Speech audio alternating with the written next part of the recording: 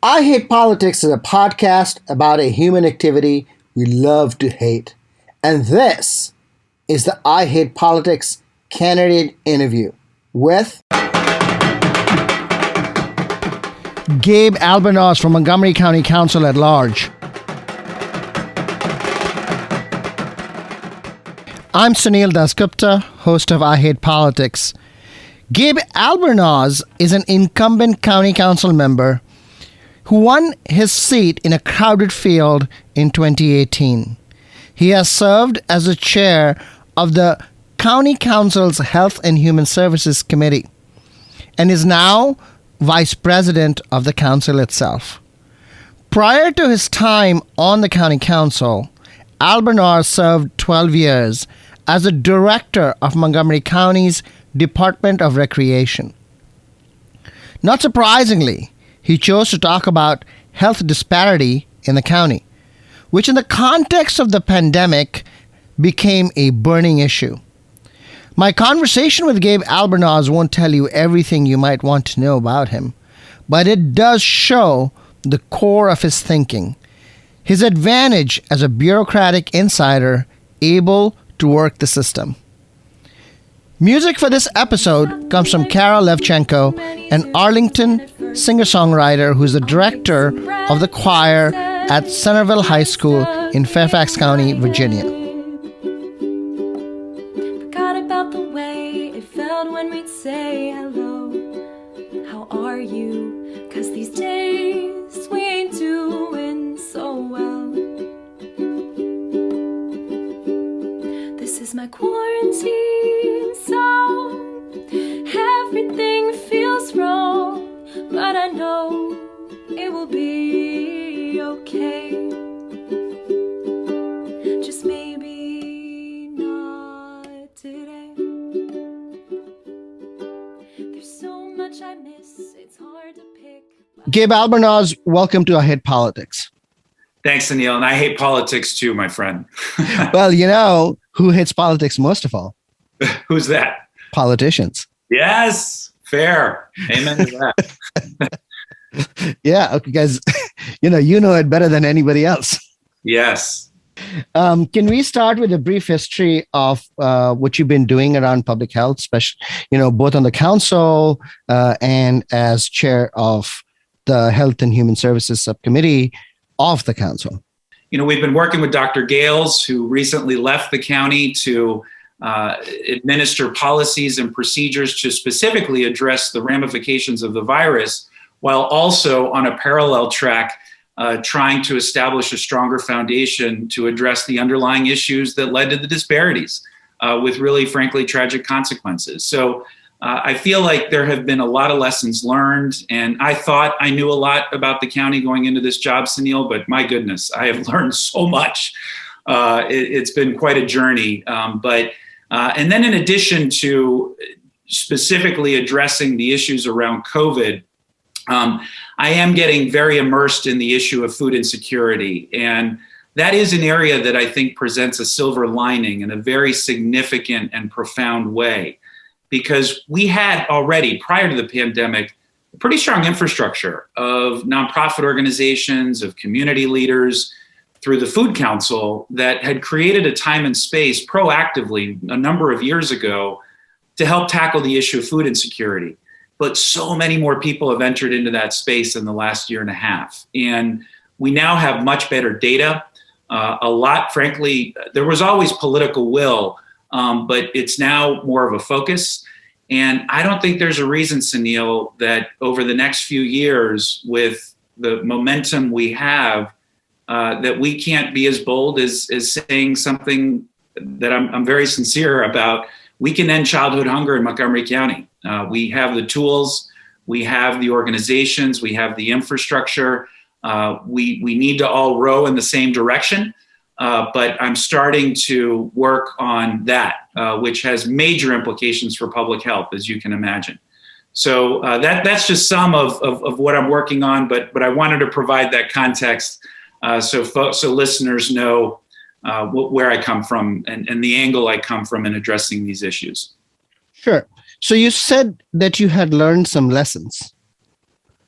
What are your lessons? What is sort of the top 2 or 3 lessons that you learned through this process? So I've always known inherently that having culturally competent medical providers and staff is important. But what I think underestimated was just how important. Because as we've seen during the pandemic, if there is not sufficient trust between the community and the government or their healthcare professionals, then it can have tragic consequences. And I'll give you a couple of examples. So early on during the pandemic, we, of course, because of the former president's awful and toxic rhetoric against immigrants and literally establishing policy to make it as difficult as possible for immigrants to access basic government services, we had seen over the 4 years of the Trump administration large swaths of our community disconnect from services. And so then COVID hits, and we need them to trust the government to get tested. We need them to trust the government to come in and help us with the ability to track who in their families have gotten the virus, who is showing symptoms, not only for the health and security of those families, but for all of our public health. And as we know early on, and even now, disproportionately, certain zip codes were hit harder with the virus than others. So that's the first thing, the importance of having culturally competent medical providers that can work with and take the time to better understand the unique circumstances and concerns that their patients or clients may have. And also having medical professionals look like them.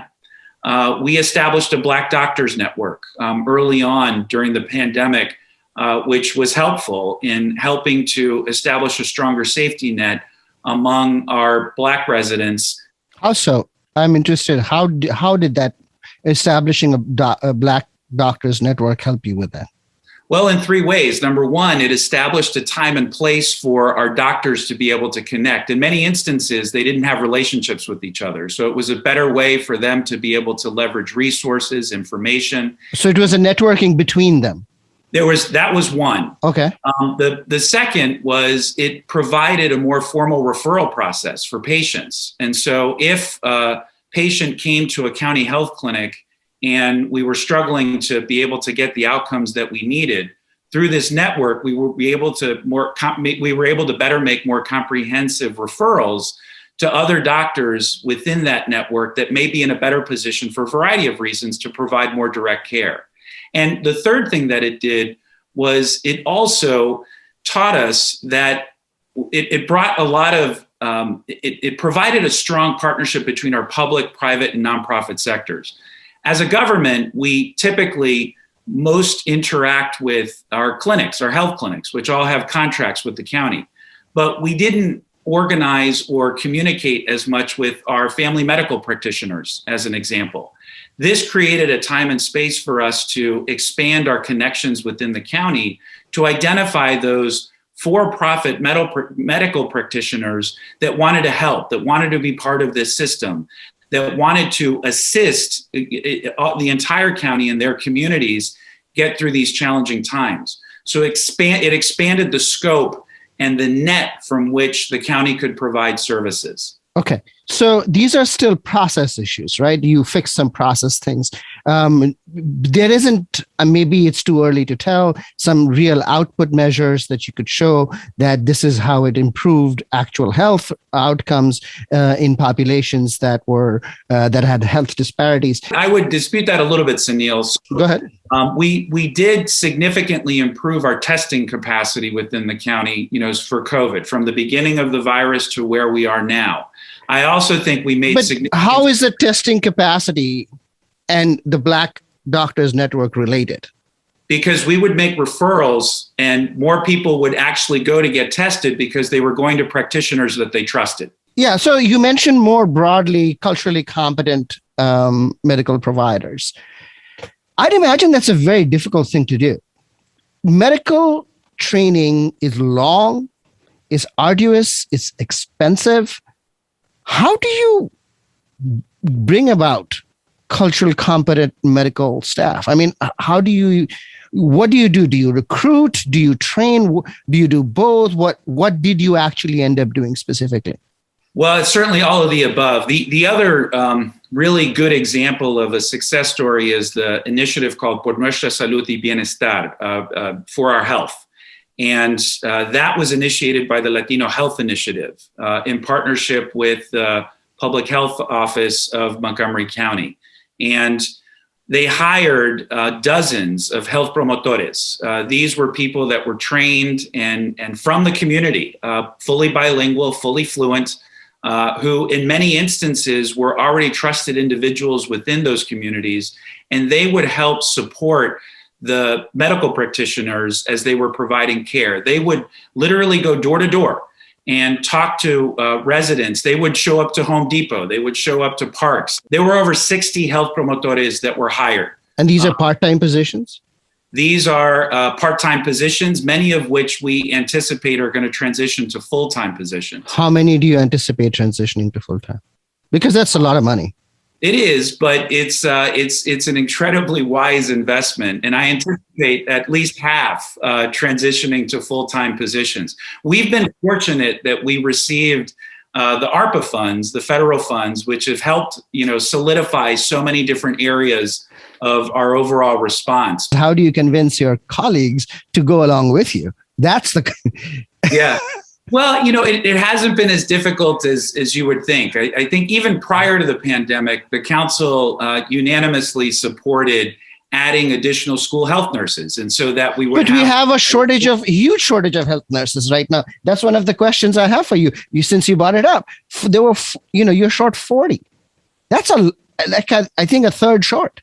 It's a huge issue across the entire country, and not just school health nurses, period. And we have nurses that are leaving the profession. So I wish I could wave a magic wand and address that issue specifically. What have you done, right, in order to address it even marginally?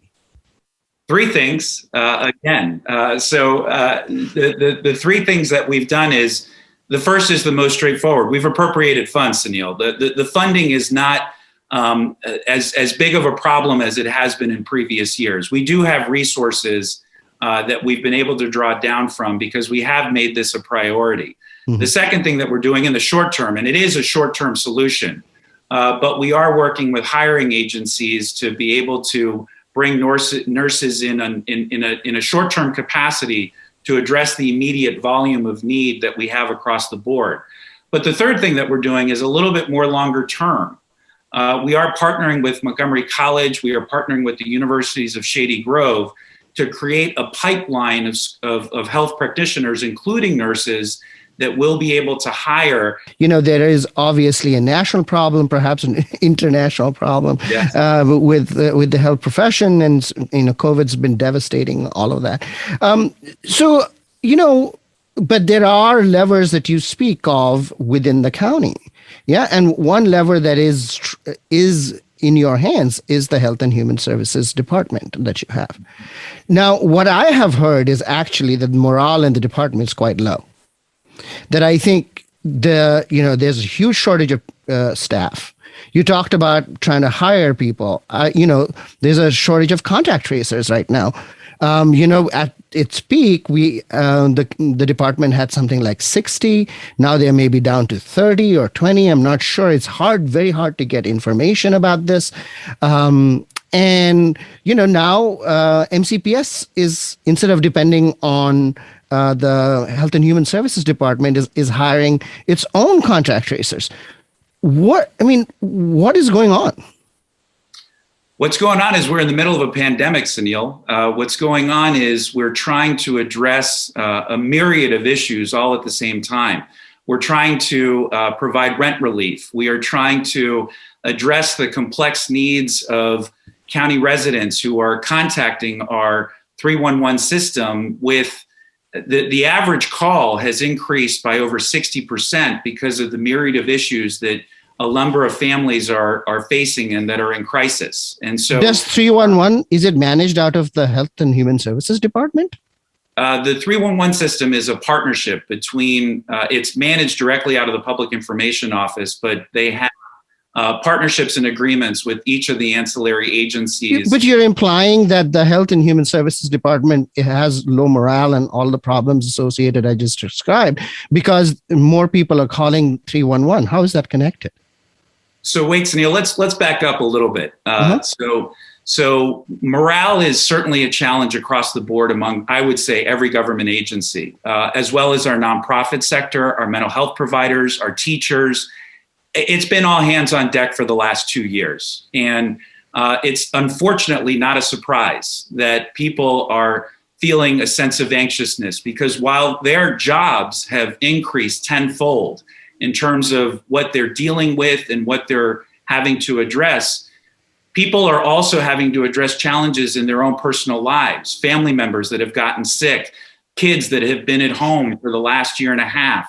And so being able to carry out the everyday functions of a job, in addition to taking care of responsibilities at home, has been overwhelming for everybody. And so what we can do is, as we have been doing from a council perspective, the first thing is appropriating the funds necessary for our government agencies to be able to have the tools that they need and the resources that they need to address the problems as best they can. The second thing that we have to do as a council and as a county is we have to work collaboratively with all of our stakeholders. It's not just within the Department of Health and Human Services, but our nonprofit providers as well, so that we can provide them with the additional staffing support that they need. Recruitment and retention is a challenge across the board, again, in virtually every agency at this point. I'm an optimist by nature, though, and I'll say this, that while we've had a myriad of challenges and we've been tested in ways that are in many ways unimaginable, I'm proud of the way that the county has been able to step up, in particular, the incredibly dedicated staff of the Department of Health and Human Services, who has done this while also having to transition their entire operation to be able to work from home, all being done in real time. And frankly, for the first year of this pandemic, with a presidential administration that made everyone's life a living hell because of the misinformation, because of the disorientation, because of the mixed messages that were complicating things in ways that were entirely unnecessary. I'm also optimistic that over the last 6 months, we've already seen through this new administration a much stronger partnership and much stronger trust between our federal providers and partners and local governments across the board, including here in Montgomery County. So it's not a simple issue, but it's one that all of us are striving and working towards and trying to address. Okay. I agree with you, actually. I think the recruitment retention problem is across the board, which raises the question of how you are going to be able to meet the health and human services demands when there are other competing demands. Right. Mm-hmm. That was the question to you, right? Which is that how are you going to focus resources on health and human services, and particularly you mentioned nurses, for example. How are you going to bring those resources when there are so many competing demands from so many different things as you just described? And that prioritization is what I'm trying to, understand where you stand. Well, I certainly prioritize the health and wellness of all county residents, and clearly we have to provide as many resources as possible to be able to staff up. We also, it's for recruitment and retention, we also need to do more to listen and provide respect for our staff that are already there so that they feel supported. That isn't just in terms of money. It's also in terms of bringing them to the table as decisions are being made so that they feel part of the process. That also involves... Well, I can tell you in health and human services, they are feeling left out. I'm aware of that. And that's something that as an oversight body, I am very much focused on, especially right now, particularly with regards to the new requirements of our school health nurses to administer the tests, which is on top of a job that was already very complicated and already, frankly, very overwhelming on a good day. All right. So how are you going to resolve this problem? A couple of different ways as well. I've been able to, I've worked hard on establishing relationships across the board, with labor leaders, with frontline personnel, with government officials. And I've got the added benefit of having experience of working in an executive branch for 12 years. I'm intimately familiar with the challenges that come with operating a very large department, particularly during challenging times. When I was at the rec department, I was there during the recession. And so for the first 5 years of the 12 years that I served as the director of the recreation department, our budget was cumulatively cut by almost 40%. And I had to let go almost a third of my staff at the time, which was Well, the challenge here is the opposite, right? We are not short of money right now, but we are not finding the people. So the challenge is very different. It is, but what got us through that time was opening up lines of communication, and the resources, the precious resources that we did have, were never going to be enough. And so I worked hard on empowering staff to make them feel part of the process and part of the decision-making process. And I think there's an opportunity for us to do that within HHS. Now, I can't personally control that because I don't direct the department. I wish I could in some instances. And you know, we have influence. And I'm very, I'm going to use that influence, especially in this case, because our school health nurses actually have really great ideas and can help provide all of us a better understanding of what some of the solutions could be to help address some of the issues that come with testing in addition to all the other stuff they've got to do. So, the school health nurses and the contact tracing issues are sort of related because school health nurses were put to contact tracing in sort of the early part in the fall in the pandemic, even perhaps a little bit earlier than that. And they then, once schools reopened, they went back to their primary jobs. I think there was some kind of contract with some company to provide contact tracers. Why did we get rid of half the contact tracers? Do you know? Yeah, the reason was those were contracts through the state of Maryland, through the State Department of Health. And so the county did not appropriate sufficient funds? No, we partnered with the state specifically early on during the pandemic. And then over the course of June and July, because the numbers had dipped so low, which was such a great thing, the state contracts expired. And you did not step into the county did not step in to fill that gap. Incorrect. We have stepped in to fill that gap. And in fact, I was on a call just before we got on this call. We have worked on the contracts that the county had in place, that the state had in place with the contract tracing companies. The county has bridged those contracts, and we did that several months ago. And so we're in a better position now. Why are there fewer contract tracers? Because there are fewer people willing to do the work. It's a hiring problem now. It's a hiring problem there as well. But the resources are there. It's just identifying the people to be able to actually fill these positions. One of the issues, sort of the background issues in this, nurses being asked to test what their relative roles are, is, what is the arrangement between the Montgomery County Public Schools and the Department of Health and Human Services? What is that? Is there a memorandum of understanding? How does that operate? So that's a very good question, Sunil. It is a memorandum of understanding. The school health nurses are employees of the Department of Health and Human Services, technically. But of course, they're part of the ecosystem of a school and a really important part of that ecosystem. But they don't technically report to the principal or to the administrators of those schools. Has the memorandum itself evolved over time? During COVID, did you go back and sort of say, because of COVID, we need to change this or that? Or has the memorandum been what it's been prior to COVID and we are just continuing, as is? Do you know? My understanding is the memorandum is renewed every year. And so I'm going to have to get back to you and find out how specifically it was amended or changed. I know that it was for practical reasons because the school health nurses were not actually reporting to schools while schools were closed. And so our school health nurses were assisting the county in the administration of testing and vaccination dissemination and working on a number of other projects. Correct. Is it your understanding that the memorandum is primarily around school health nurses and not much else? I mean, I would imagine that, for example, just to go back to contact tracing, that used to be a HHS issue prior to the MCPS, trying to do that itself. Would that be part of the memorandum?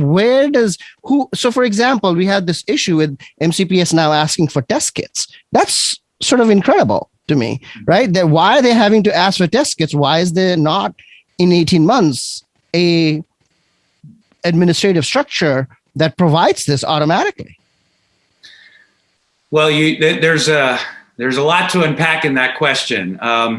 So I, first of all, agree with your concern over the fact that we didn't have the test kits on the first day of school. That frankly is inexcusable. We had a hearing. Why? What happened, do you think? Well, what I don't have direct information because I wasn't involved in the decision-making process. I can only report out what was reported to us publicly. The school system had several thousand test kits that they thought had expired. And it was news to them that they were going to be able to continue to use those test kits. And they got verification from our school health system that they were able to access and use them.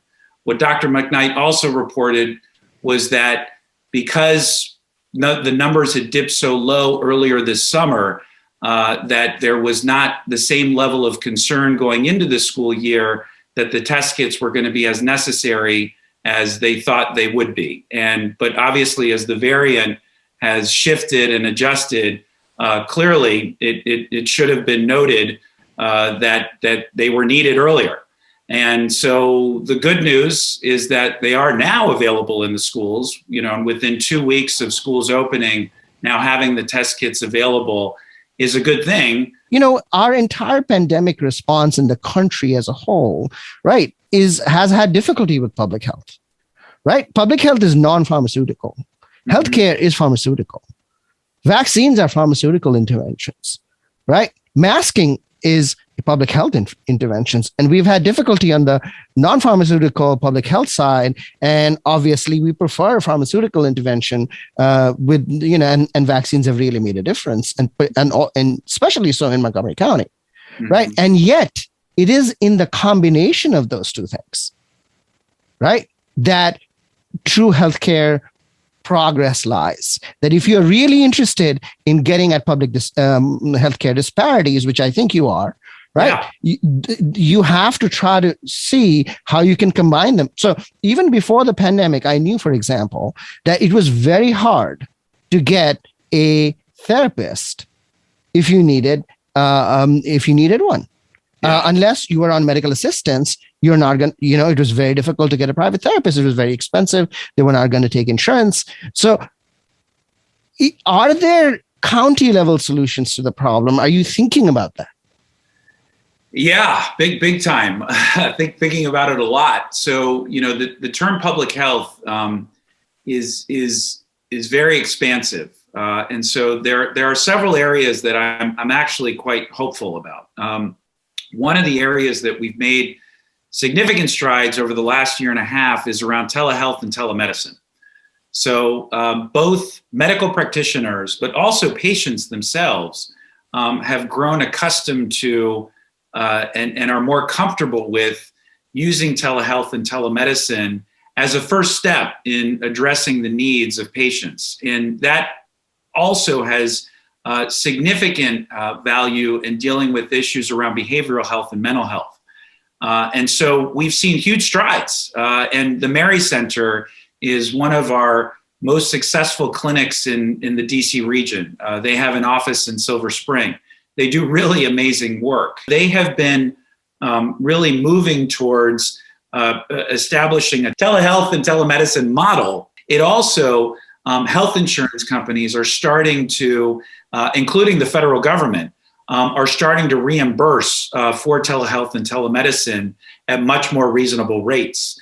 And we've also gotten better as a system. And when I say we, I mean our medical practitioners and our health providers that are out there in figuring out how best to effectively use telehealth and telemedicine.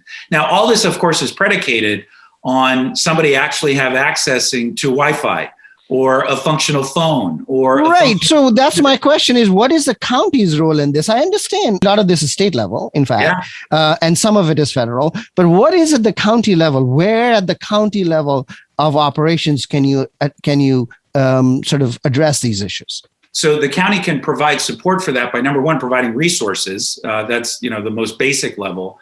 But also, we need to look at, and this crosses over to the state and federal government as well, what are policy barriers to ensure that they can be able to work with insurance companies to be able to get better reimbursement rates. And where they can't, again, it goes back to resources. It's in the county's best interest to meet them somewhere in the middle to be able to make them whole, to be able to provide these services. So those are ways, tangible ways, just from a public health standpoint, that we can address the digital divide issues. You mentioned about food insecurity.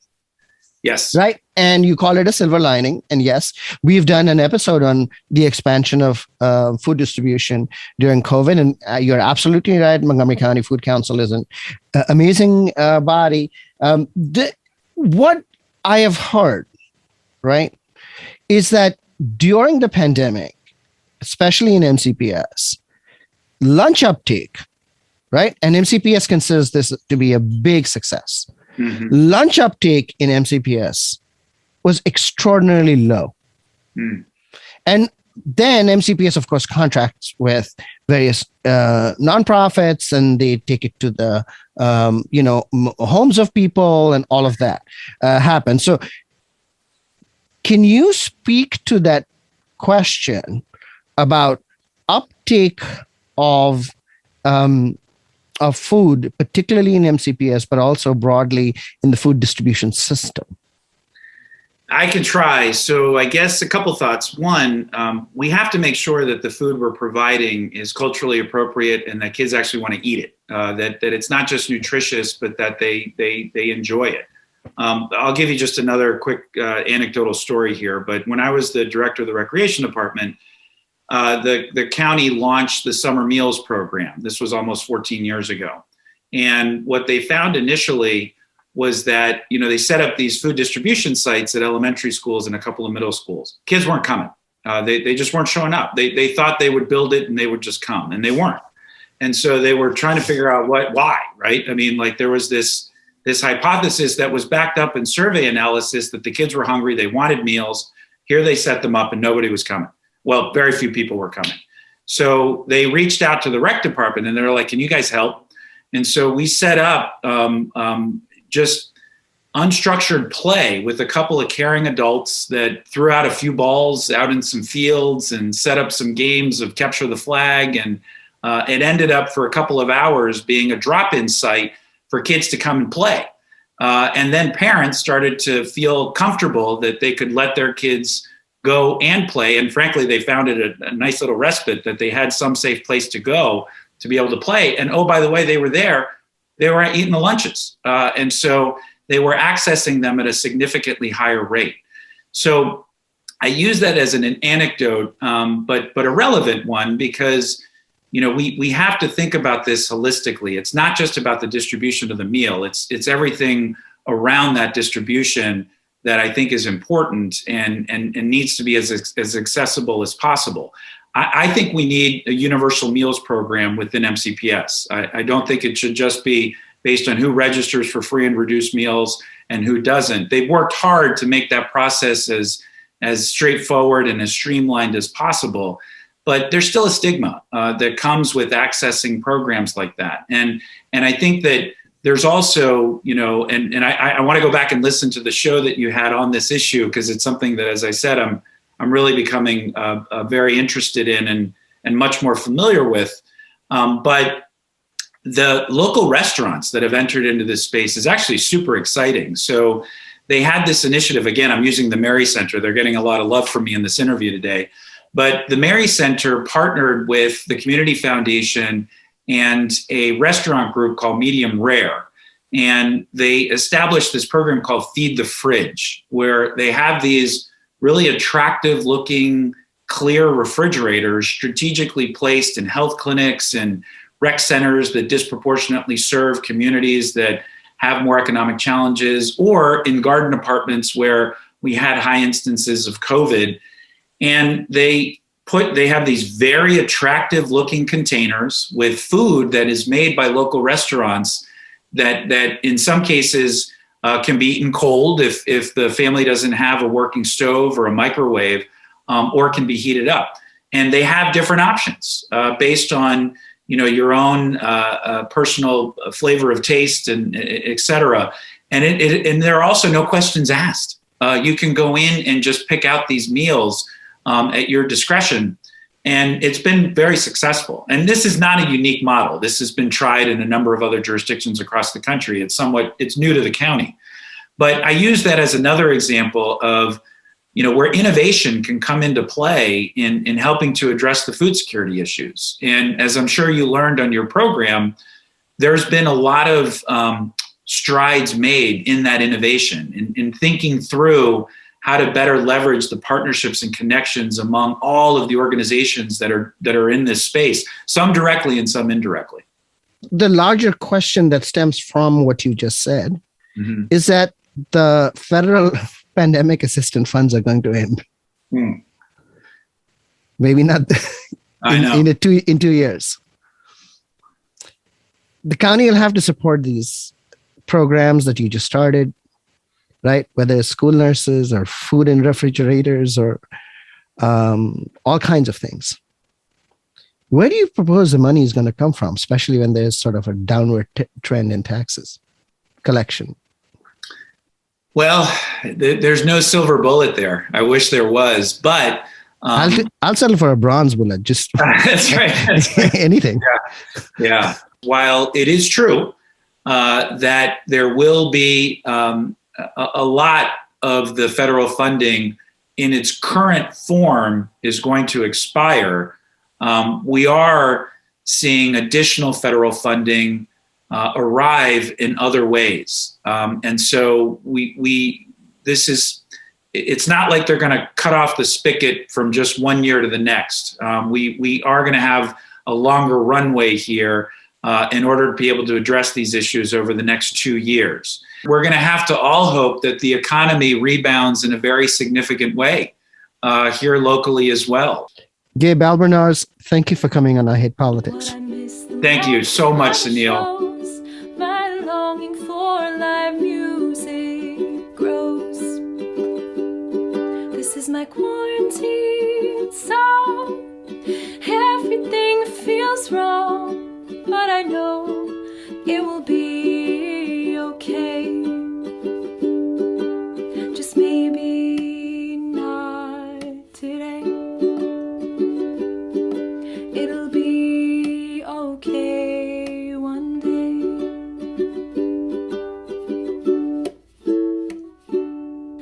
That was incumbent Montgomery County Council member Gabe Albornoz, who is running for re-election in 2022. You can find out more about him at gabealbornoz.com, and you can follow him on Twitter at Albornoz_Gabe.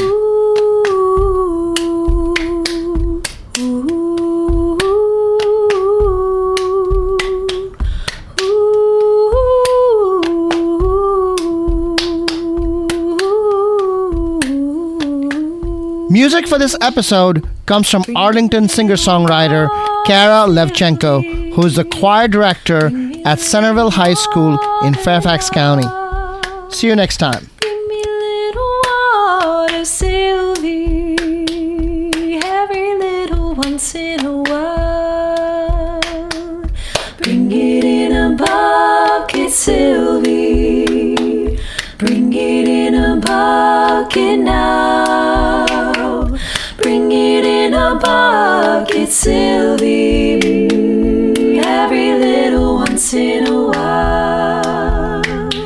Sylvie, come a-running, bucket in my hand.